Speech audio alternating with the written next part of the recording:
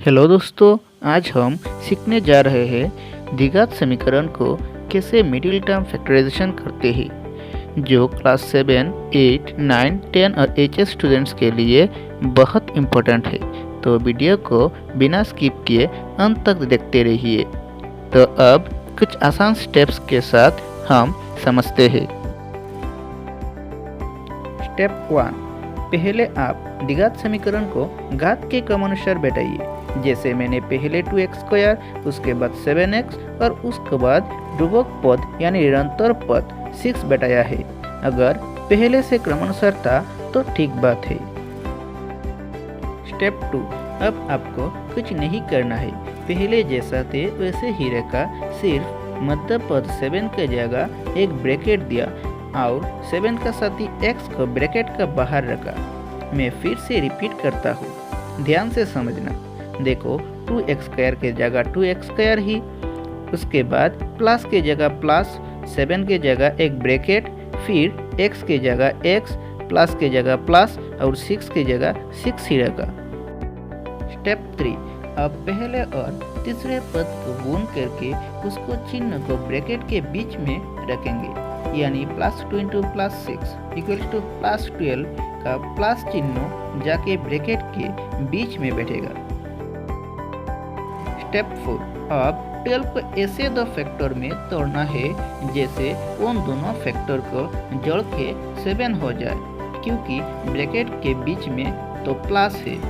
अगर ब्रैकेट के बीच में माइनस चिन्ह होता तो जोड़ना नहीं, घटा के 7 करना पड़ता। लेकिन भाई 12 का फैक्टर तो 3 जोड़े हैं, तो किस जोड़े को हमको लेना है इसको देखना पड़ेगा। यहाँ देखो ब्रैकेट के बीच में तो प्लस है, तो जो जोड़ा लेना है उसको प्लस करके 7 होना पड़ेगा। अब पहला जोड़ी है 12 और 1, लेकिन उन दोनों को प्लस करके 13 हो जाएगा। 7 तो नहीं आया, तो ये जोड़ी नहीं होगा। अब दूसरा जोड़ी है 6 और 2, लेकिन उन दोनों को प्लस करके तो 8 आ रहा है, 7 तो नहीं आ रहा है, तो ये जोड़ी भी नहीं होगा। अब तीसरा जोड़ी है 4 और 3, तो उन दोनों को प्लस करके तो 7 आ जाएगा, इसलिए 4 और 3 का जोड़ी को लेना पड़ेगा। अब 4 और 3 ब्रैकेट के अंदर बैठेगा। ध्यान रखना, बड़े नंबर पहले बैठेगा, जैसे 4 पहले, बाद में 3 मैंने बैठाया। अब तो हमारा काम आसान हो गया। अब सारी फैक्टर को तोड़ दूंगा, जैसे 2x² को तोड़ के 2 × x × x, 4x को 2 × 2 × x, 3x को 3 × x और 6 को 3 × 2 लिखा। अब पहले और दूसरे दोनों पद का कॉमन ले लूँगा, जैसे पहले और दूसरे पद दोनों में 2 है, तो 2 कॉमन जाएगा। फिर पहले और दूसरे पद दोनों में x है, तो x भी कॉमन जाएगा। और जो बाकी रह गया, जैसे पहले पद का एक x और दूसरे पद का एक 2, वो तो कॉमन नहीं जाएगा, तो इसलिए उन दोनों को एक ब्रैकेट के अंदर रखूंगे और ब्रैकेट के बीच में प्लस बैठेगा। अब बात है तीसरे और चौथे पद का। तीसरे और चौथे पद में 3 कॉमन है, तो 3 को कॉमन ले लिया और बाद में जो बाकी रहा उनको एक ब्रैकेट में रखा दिया और ब्रैकेट के बीच में प्लस चिन्ह बैठाया। तो अब दोनों x+2 के जगह एक x+2 बैठेगा और ब्रैकेट के बाहर 2x और 3 वो और एक ब्रैकेट में बैठेगा, जैसे x+2 × 2x + 3। अब x+2 × 2x + 3 है हमारा आंसर। अब और एक एग्जाम्पल लेते हैं, जैसे 3y² + 2y - 8। ये तो घात के क्रमानुसार है, क्योंकि पहले y², बाद में y और उसके बाद -8 है। अब +3 × -8 = -24 का माइनस चिन्ह जाके ब्रैकेट के अंदर बैठेगा और 24 का फैक्टर निकालते हैं। यहाँ देखो 24 का 4 अलग अलग जोड़ी फैक्टर मिला। अब ब्रैकेट के बीच में माइनस चिन्ह है तो हमारा ऐसे जुड़ा फैक्टर लेना है जिसका माइनस करके 2 मिलेगा।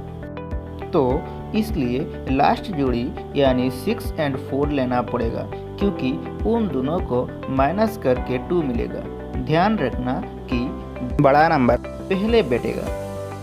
अब तो काम आसान है, सभी पदों को प्राइम फैक्टर के अनुसार तोड़ना है। जैसे 3y² को 3 × y × y, 6y को 3 × 2 × y, 4y को 2 × 2 × y और 8 को 2 × 2 × 2 प्राइम फैक्टर बना के तोड़ा। अब पहले दोनों पद में कॉमन लेते हैं। यहाँ 3 और y कॉमन है तो 3y कॉमन जाएगा और जो बाकी रह गया वो तो ब्रैकेट में चला जाएगा। ब्रैकेट के अंदर जो चिन्ह बैठेगा वो होगा पहले और दूसरे पदों का बीच में जो साइन है वो। अब तीसरे पद का पहले माइनस चिन्ह है तो हमको माइनस कॉमन लेना पड़ेगा।